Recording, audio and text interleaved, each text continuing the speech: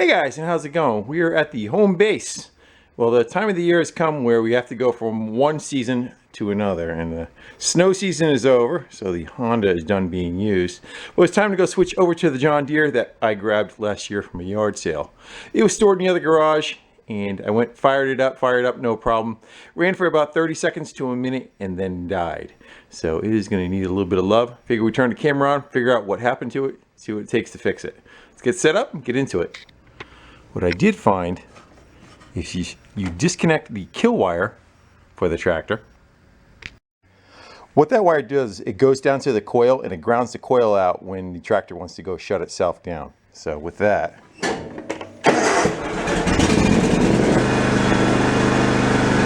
but here's the problem. You go to turn the mower deck on,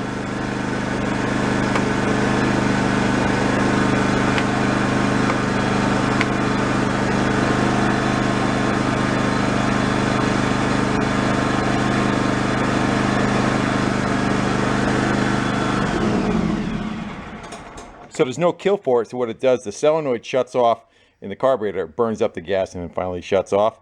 But it has no mower deck. And so something else is also wrong where it is not allowing things to engage. It thinks there's something on or in the place that it shouldn't be. So that's what we got to go find out. So the first thing I'm going to look at real quick, just because they're right out in the open, is we've got 3 fuses right here. Let's go probe the back of those and see if we got power going through and see which ones actually come alive. You're sitting on top of the engine, so if it starts up, you're going for a ride. You're sitting on the fan. I'm just trying to click on to the ground with a test light. I'm going to turn the key to the on position, not crank, but just on. And we're just going to back probe these. I don't know if any of these are going to light up. Hold on 1 second. Put my eyeballs on. And you know, fuses have an area in the back where you can tap into. Actually, I do not see those on these. That's different. Let's see if we can slide in on the top there. There we go. So that one's got power going across. That one's got power going across. That circuit's got nothing. I'm not quite sure what runs on that circuit, but we're not getting anything on that one. So we'll just kind of keep that one in mind. I'm just going to quick look at the fuse itself. I don't see anything burned out. So nothing obvious is stepping out on us that is an issue right away. So the only thing I could think of that it would think that it is not safe to get and run the tractor would be the seat safety. We got one right there. So you should probably probe this. Unfortunately, I don't have a meter here, which would make life a lot easier. We need to go figure out if we got a circuit going across that, and I gotta figure out how we're gonna go do that. So what I came up with is I have a little battery charger right here, and I got one end of the test light hooked to the hot lead, and the other end, as soon as you hit the ground, lights to light up. I think what we're gonna try and do, I don't know if the switch is normally open or normally closed. I'm gonna try energizing one side of it and probe the other side of it. And then we're going to go push on the seat, and we're going to go see if that turns on and off. It's the only thing I can kind of come up with at the moment. But I'm going to need 2 hands. I got to put you in a stand. Yeah, so normally I would have a full set of tools, but I got a new shop a year ago. I was going to refill this one, so that's working. I was going to refill this one with tools, but the Woof Flu did a job on yard sales last year. I was going to try to find just miscellaneous stuff in here. So we're still working on that. Anyway, so we know that switch is working. So that battery charger on the battery while we had it out. Another thing we can do is actually we want to come from the hot side on the test light. And that wire that we know is grounded out, that shouldn't be, should light up. So we have to figure out what is causing that to do that. We might as well just leave that hooked up. The parking brake is on. That's one safety right there. That's already in place. The mower deck has another one on it. I don't know of any other safety that is on it that would be causing it. So it may even have another issue besides just a safety being made. Something could have, mice, all that kind of thing. Let's go get her up in the air. We'll take a peek underneath, see what we can find. Back over by the seat, there's one thing I want to do. We know that the seat for it to have a signal is a normally closed signal. You pushed on it and it completed the circuit. So I'm just going to go bend up a little piece of wire. And we're going to go across that for now, just so the seat is eliminated out of the circuit.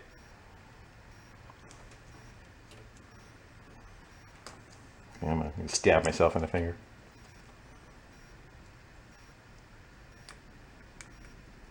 There we go. Nothing saying we don't have a break in that wire somewhere, but I just wanted to eliminate that. All right, now let's pick it up into here.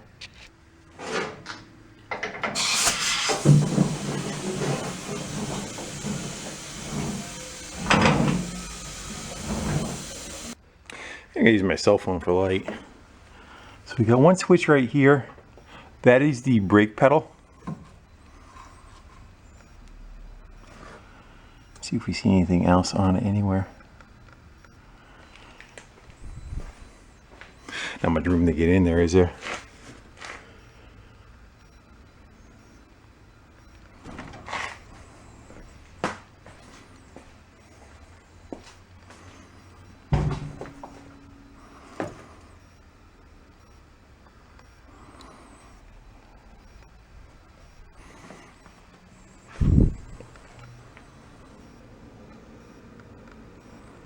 The other thing you can think of too is that sometimes they'll have if you have an external chute on the deck, there'll be a switch to make sure that the guard is in place. I didn't see anything wired down to that though. Like this has a external blower on it.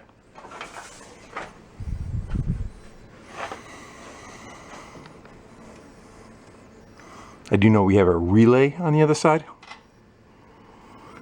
And that plug looks like it might be a little on the separated side too, doesn't it? That white one down there.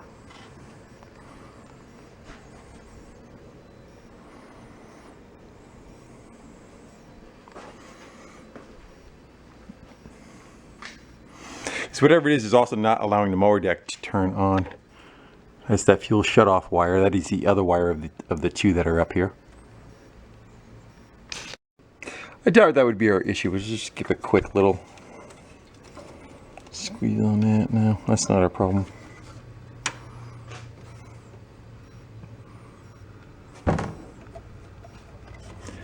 It's just in giggles. Let's go disconnect that. So the key is on. That is the feed for the carburetor. That lead. That turns on and off the solenoid. You hear that one's working. We're just going to go quickly unplug a few things and see if anything kills that power. Not exactly the most scientific. Again, we're just quickly looking for anything that jumps out at us. Alright. I need two hands. I probably can be able to see it. There's one more black lead here. We're going to go disconnect that one. And all I'm doing, I'm just trying to find if there's a circuit, the circuit that's contributing to it. And that one does. Let's go see where that goes to. I wonder if it has a low oil shutoff. Where did that go? It's going right here. Oh, it's just going ground to block. That's where it's getting its ground from. So that would make sense. It's just grounding that out. So the one fuse that doesn't have power, let's go try taking that out of the circuit. It does nothing. So we're pretty much down to, we could have an ignition switch problem too. And I was going to say that or relay that's down there, but possibly there's an ignition switch failure.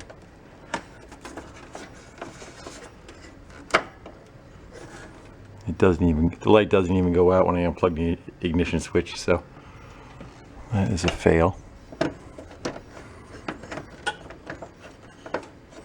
Okay, get that back in while we're at it. Let's go quickly unplug, see if we lost any other component. Sorry about the wiggly cam. Again, this one-handed stuff. Let's go try the one for the PTO.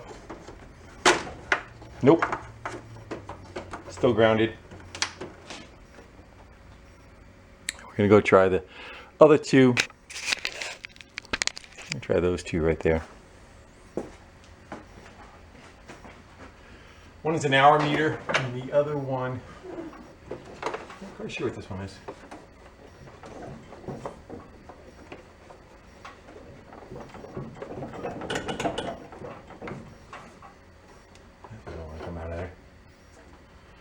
Did our light go up? Yes, it did. So whatever that is up top contributes to the circuit because our light is out. Not saying that's what our problem is. Let's go figure out what this is running up here. I don't see anything, do you? So unfortunately, with newer machines, you have electronics. I don't think this is going to be any different because that's like a 10-pin connector that's going up, and I don't know if that's a little ECU. I have a feeling that's what it's going to be. Let's see if we can get that screw out of there, drop that down, take a peek at it. So that's what we had inside there, a little controller. That little box opens up. No, I don't see so. I have a feeling that this is probably our failure, unfortunately. It probably ties into each of the safeties and telling it not to work. It was running, like I said, it ran for about 30 seconds for a minute, and then it died, and then it wouldn't re-crank. It would crank, just wouldn't start. And when I looked into it, it didn't have spark. Pulled the wire off, and then it allowed it to have spark, and it would run normal. Again, you just can't turn the mower deck on. So I'm going to go look into getting one of those and see what the issue is with that, but I'm willing to bet that is going to be my culprit. I'm going to go look around, give a quick look over some of the other stuff on the tractor, but there's not much left behind that can cause what it's doing. So I plugged it back in and our light is on. I want to try one last thing. That fuse that is dead down there. So now this is the other end of this is hooked to hot. I want to see if we have a ground signal. We do. We have ground and ground going through that. So these two are hot. The bottom one is ground. It makes completes a circuit for ground. Making sure I've covered all my bases. I'm going to go and plug the power meter. Try to. Let's go for it. That was not it. And we have the other switch that we have on the circuit is for the on-off switch for the mower deck. That's unplugged, and still the light's on. So everything is telling it not to start. There's nothing allowing it. I should have the key on. Yeah. So nothing is allowing it to make the signal until I unplug this. Hey guys, and it's a few days later. And we got ourselves a new computer for it. That's an updated part number from what the other one was. They superseded it. Let's go plug that in and see if it cures our woes.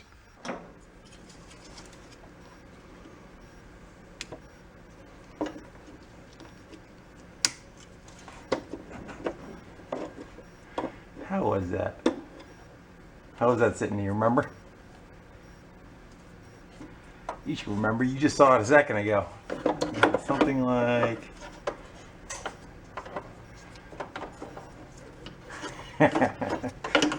look at it. Good place for a tie wrap. Something like that. I can go with that. If not, it's where it's going now.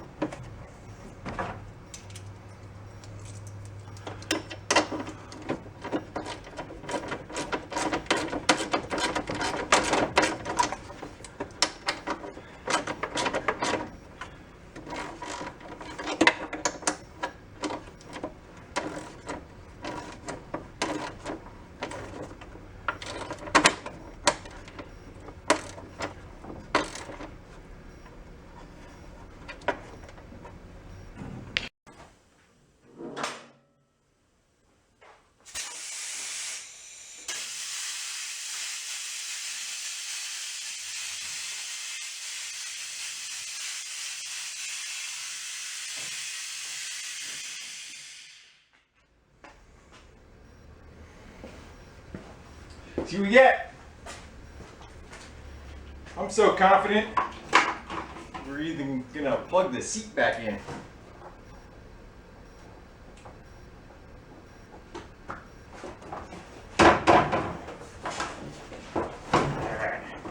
Choke. Yeah. Mower deck's on.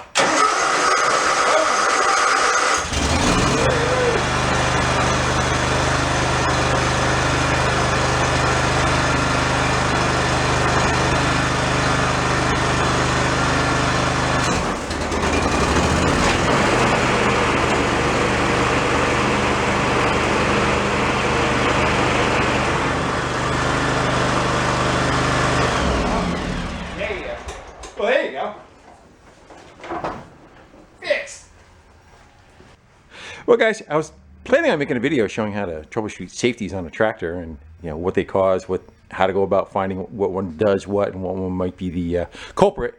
And unfortunately, that was not the issue with this one. It ended up just being the computer. I was charging it up when this had happened. Again, it was sitting for 4 or 5 months, and then finally went to go fire it up. The battery was dead. Went to go crank it. It was dead, almost dead. It would almost crank over, but wouldn't make it over the hill. Threw it on the charger for about a half hour. Came back later, fired it up. Ran for about a minute or so. I disconnected the battery charger at that time, and then about a minute later is when it died and cut out and then wouldn't restart. So did the charger have something to do with that? I'm pretty much going to say yes. Either the fact that the battery was too low or the voltage was too high spiked it and took out that little CPU unit that was in there. Now, my $92 mistake, and lesson learned. And maybe just somebody kind of figured out how things work, looked into the seat safety and some of the other stuff, how to try to diagnose it. It wasn't exactly the best explanation of how things go, because it was not the problem on this tractor, but that's what I got. A little impromptu video at the home garage. Some people are missing it. This is where we made about the first 1,000 videos, was in this shop. And again, it's very stripped out from all the tooling that I used to have, other than a couple of toys that are still in it. Compressor's still in here, the lifts are still in here. But hoping for yard sale season to score some more tools. There's not much hand tools in that toolbox over there. It's really on a on a low budget kind of thing, but hopefully I can fill in enough just to have some tooling here at home to once in a while, any home projects I can do a video on, we can do it right here. With that, guys, I'm babbling. I can go shut up now. Thank you all for watching, kind of hanging out with me, having a little bit of fun, wrenching in the old garage, and we'll do it again sometime soon. Till then, later. Bye.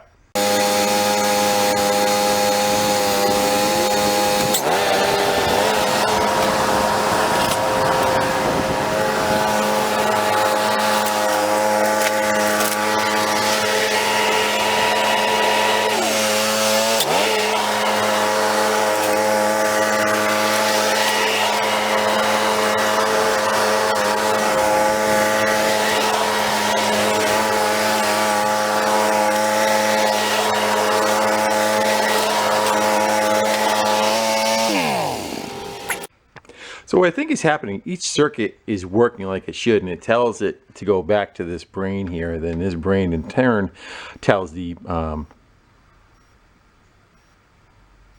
he's flipping out.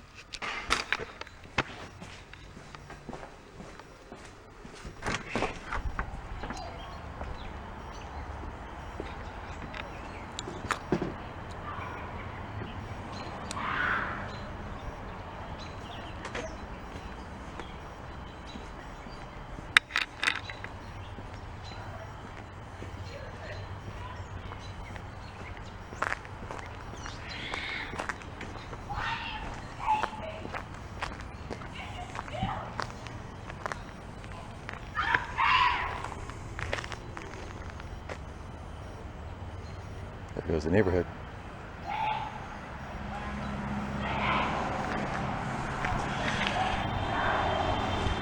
She's a joy to live with, huh?